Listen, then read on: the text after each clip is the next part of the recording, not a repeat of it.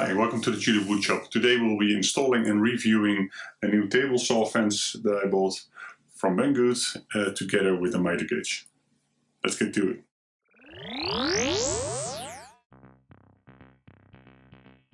So, this is my fence, my current fence.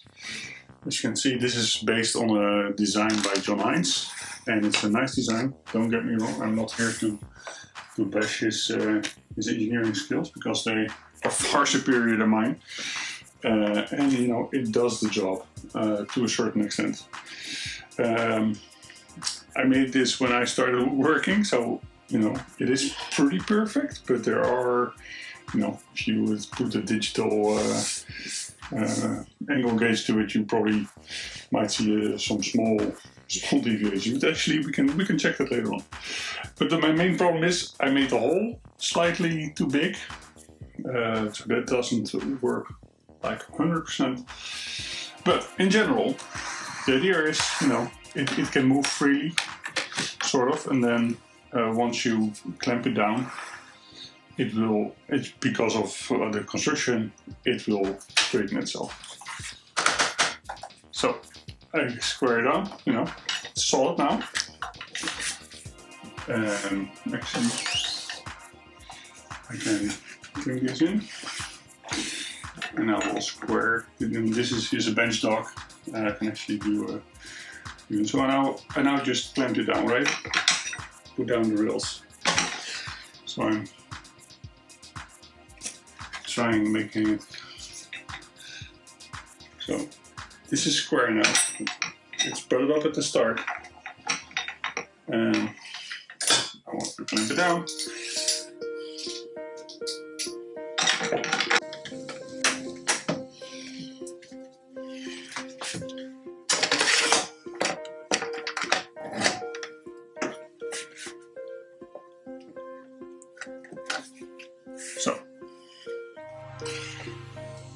So I didn't do anything special, because this is also just how I typically would do it, right? You put your measurements in, you lock it down, and now you can see.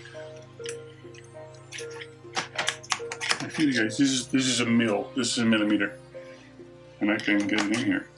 But this is the problem, because now it could be perfectly square. If you push with your wood against it while you're sawing, you know, you could go up to a centimeter here. And it causes the wood to pinch, and you have to push really hard, and it just feels like kickback waiting to happen. So it didn't feel safe for me. And I know that John Hines made an alteration to this and an improvement, so that the backside would also clamp. And what I can also do, and what I've done in the past actually, is, you know, line it up perfectly to the 90 degree and put a clamp on here, so it wouldn't move. But yeah, that is it's too much hassle, right? I mean, you don't want to have to square it up every time. And before I didn't actually, now it might be easier, but before I didn't have this bench dog and this Vestal wheel to have like this big 90 degree perfection where I could set it up to, because now, you know, I could clamp this down now and have perfect 90 and not be afraid to saw. But that's all in the past. I already got this new fence. So this will remain my backup plan, obviously, but let's see how the new fence, what we can do with it.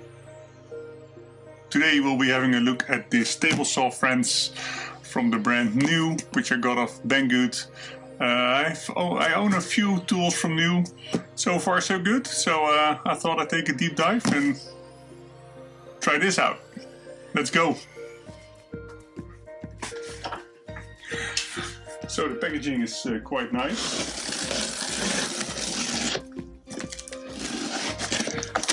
Been looking for a good table saw fence for a while. I'll show you my current solution in a while and what was wrong with it. So let's see what we have here. This is quite a different model, but you'll see that in a little bit. So this is all taped together.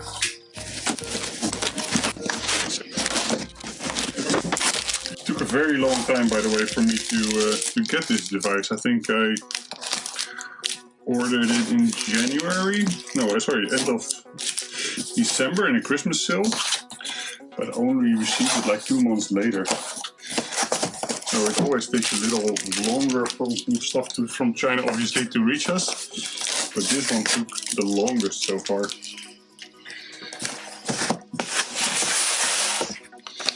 So we have a manual in Chinese. Yep, fully Chinese. So yeah, let's see how far we get. Probably just gonna have to go by the images. I think this is the main fence. It's really heavy. I would say it's about 3 kilos or something. It's like serious and no flex whatsoever. It's like super sturdy. As I said, this is a little bit of a different fence. I think the standard is called a Biesmeyer fence, which is a fence which you move from one side and then you clamp it. And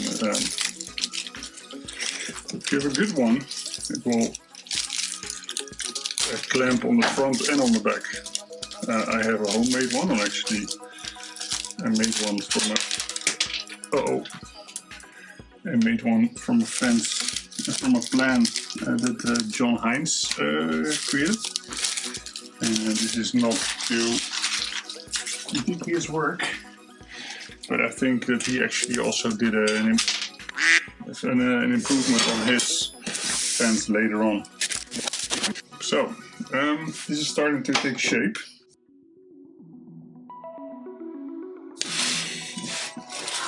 The idea is that, unlike a normal fence, which would just slide on one end and move like this fence actually slides like this, so it is mounted on 2 sides, so it will not have that flex, which I think is really nice.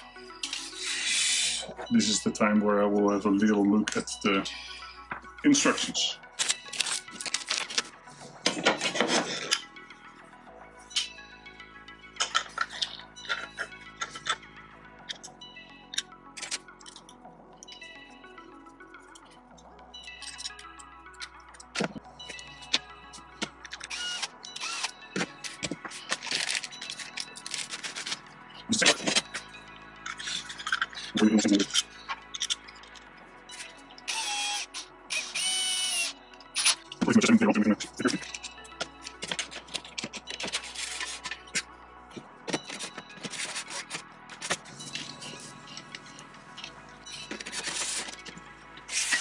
So I think you can see what is happening here. We're getting a parallel fence system. We're going to have to do quite a lot of adjusting.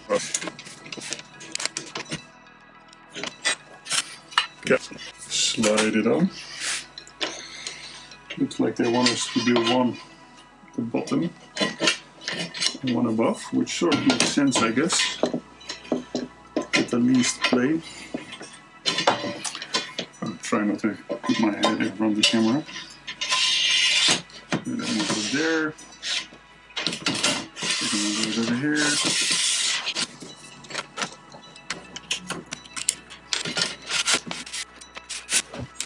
I think you will start to see how this is coming together. I can see that. I can already tell that I forgot something.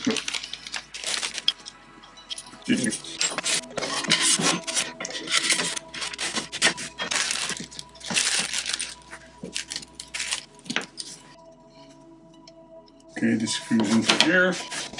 Oh, by the way, this is also something I got out of Banggood.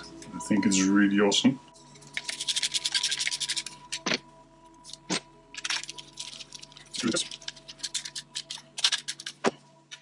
Exactly, some caps to go onto this.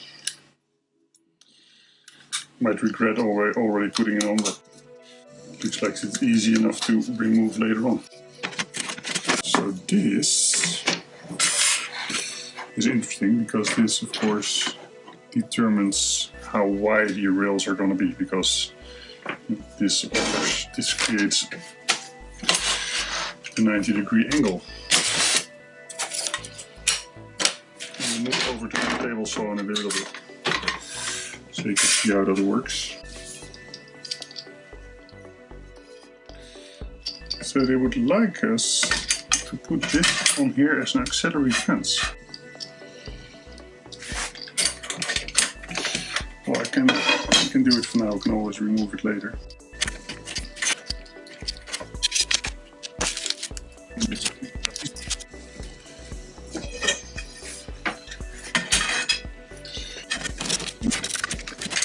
So I think I did a rough assembly. I have to do squaring up and everything I have to do over on the other table, so let's have a look. So this is the fence in its temporary position, and as you can see I have a little bit of a challenge here. So the setup I have with the two Triton things here, one for the router and one for the table saw, the modules, I end up a little bit too small here, but I don't think it's a big problem.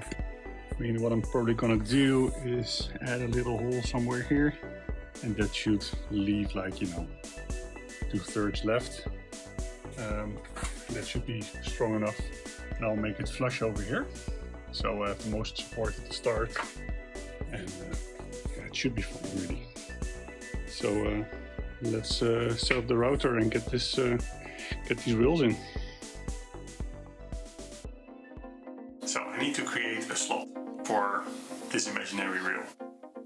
So we need to take the dimensions of the rail, in this case 42.22 millimeters by 2.6.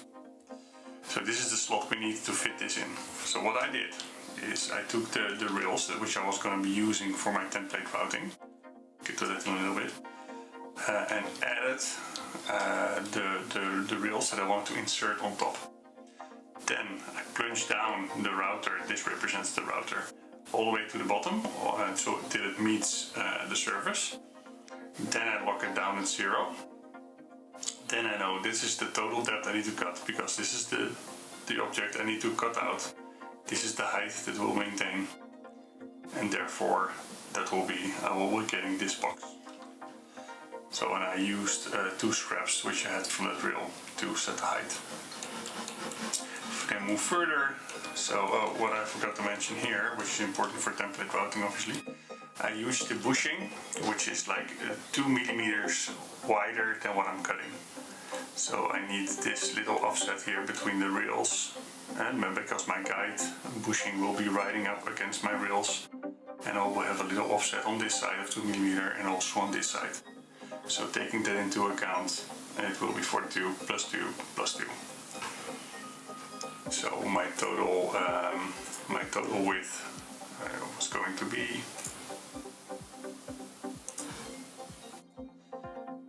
48.22. So that's what I put in my caliper. I set my caliper to exactly this. And in the end, I use my caliper to set a distance between this and this. I first set my first board at the critical distance plus 2. Then I put my caliper, and you'll see me mark it out. And then I plunge down and take different passes. I don't do this whole trench at once. I do it in 3 passes. So my router bit doesn't have to work super hard. So that's what you'll see me doing in the next steps.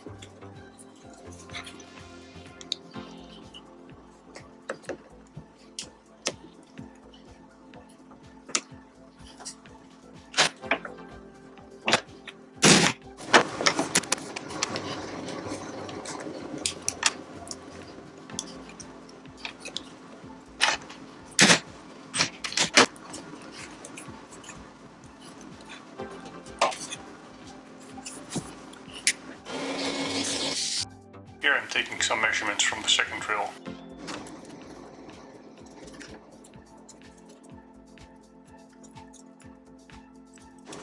Off screen I'm dialing in the calipers to get the exact measurements, because I found out that the offset wasn't actually 2 millimeters, but it was 1.75. So it's very crucial to get that right.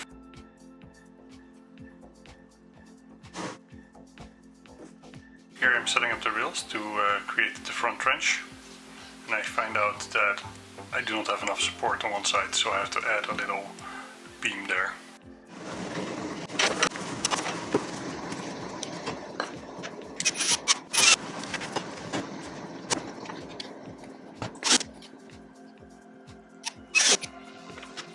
You can see me setting up the rail square and squaring out of the table.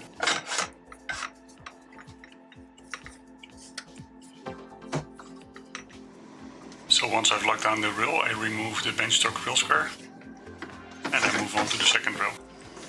After setting the left rail in the correct position, now I use calipers to set the second rail to the correct distance.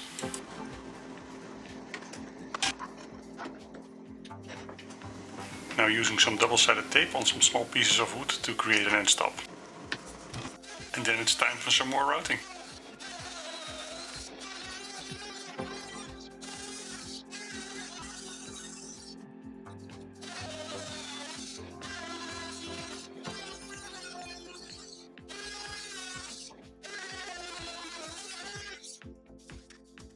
Test fit shows that the trench is too narrow, so I have to widen it up a little bit.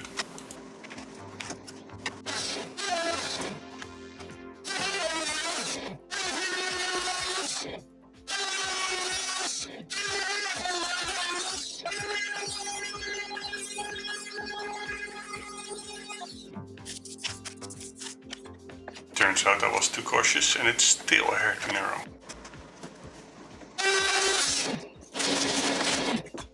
So I'm slowly creeping up on the perfect fit.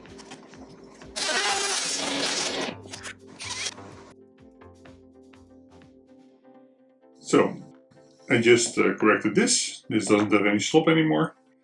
Now I have to tie these down. The fence can still move freely, as you can see. So now I have to check for square with the table. It seems that I'm very lucky. And everything is very square, so that's good. Now I can tighten these down. There are jack screws here, which you can use to make the fence turn either forward or backwards. But since I don't need that, I will just tighten everything down. My screw in my alternative position. And here you see a little close-up. Since the fence was a little bit shorter than what I needed for my table, I just drilled an extra hole and moved over the slot nut to tighten it down. To square the fence to the table and the saw, I start with creating a reference edge using my rail and my rail square. I now slide up the fence to the rail to make sure it's completely square, and then I lock down the middle diagonal bar so that stays locked in.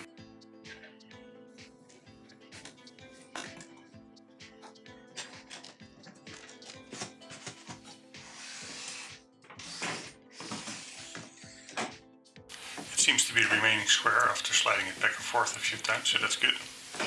Also notice how light the fence moves back and forth.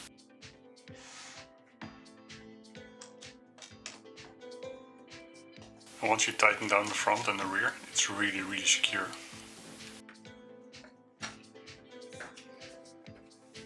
Although I really trust my rail square, I wanted to double check with my digital angle finder. And it looks like that's also good. So the only thing left to do is calibrate the readout and do some test cuts. So yeah, this is the final cut.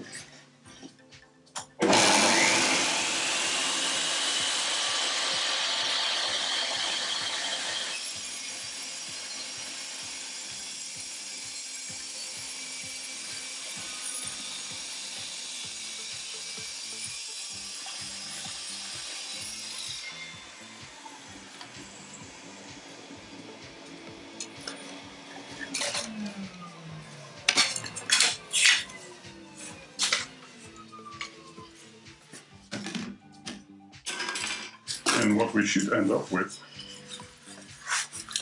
is a perfect 10 centimeter board. So let's see.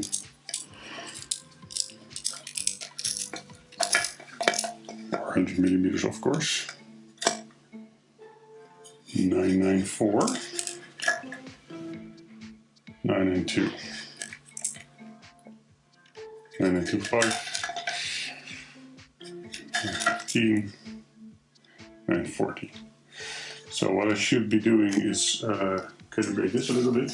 Looks like I'm out by nearly a millimeter.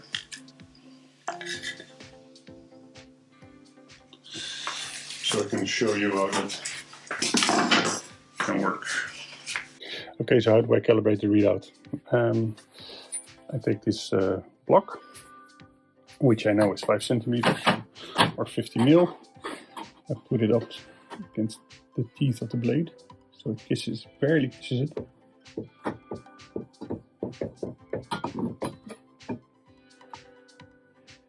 It's just catching it.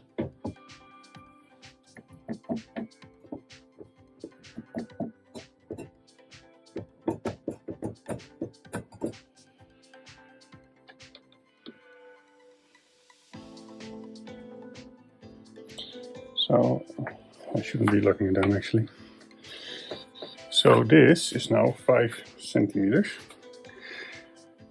And as you can see, it's just barely off. So now I will unlock these 2 pins. Put it exactly on the 5 mark. Lock it down.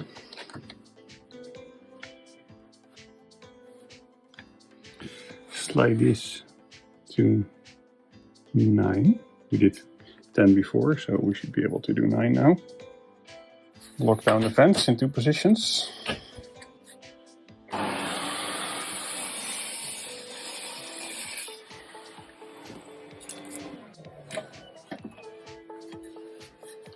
So let's see, we set it to 9. That is like very accurate, as you can see.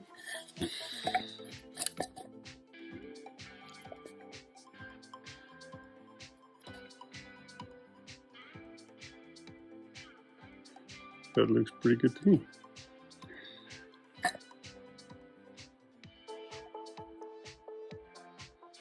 $90.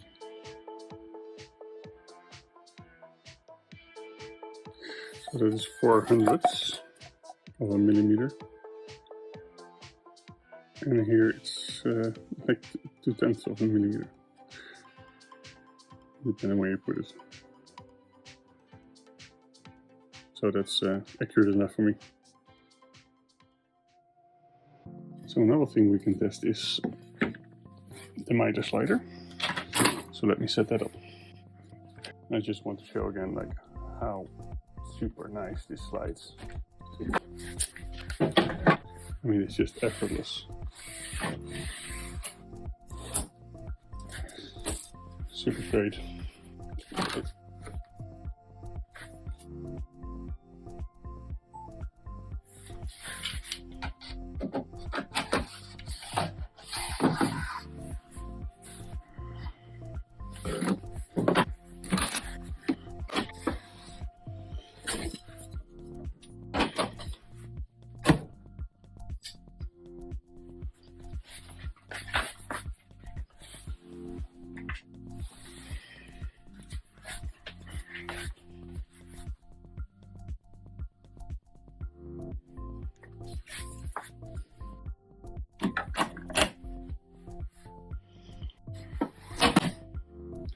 Next operation.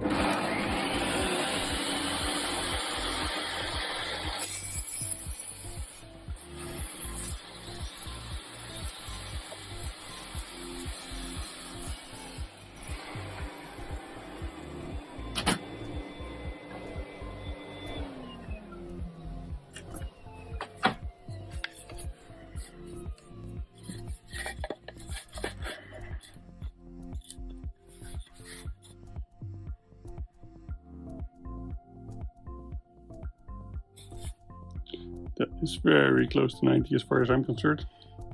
Good enough for me anyway. Now let's also try an angle.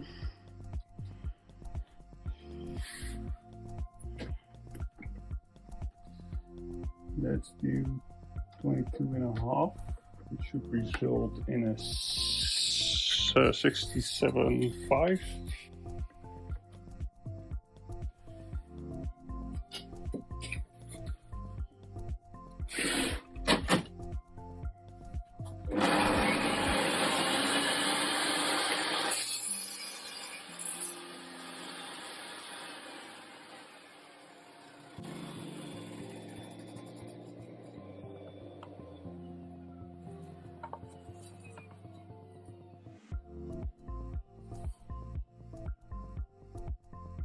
So that's 90. You can see no light.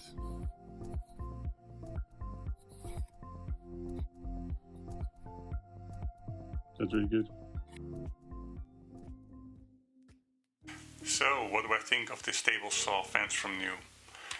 In short, I really like it. It's solid, it's accurate, it's removable, it's easy to align should it ever go out of whack at one point. It's also really easy to modify. As you may have noticed, I've replaced the top mitre track with a piece of Incra combination track, so I could use the feather boards that I already had. Are the downsides? Well, not really. But one of the things you need to realize is that the measuring, setting up and the routing of the trenches for the rails really determine the end result and the accuracy of your fence. And although there are quite a number of ways to realign the fence and tilt it, it really starts with having a good setup. I think it's great value for money and it will be a great help in future projects. I hope you liked this video. It's a bit long, but I wanted to show the build process as good as possible, as this was something that I was struggling with when I saw this product on Banggood. If you did like the video, please give it a like and consider subscribing, because this really helps the YouTube algorithm and also provides me with motivation to keep making videos. But if you have any questions, improvements or comments, please leave them below. Till next time.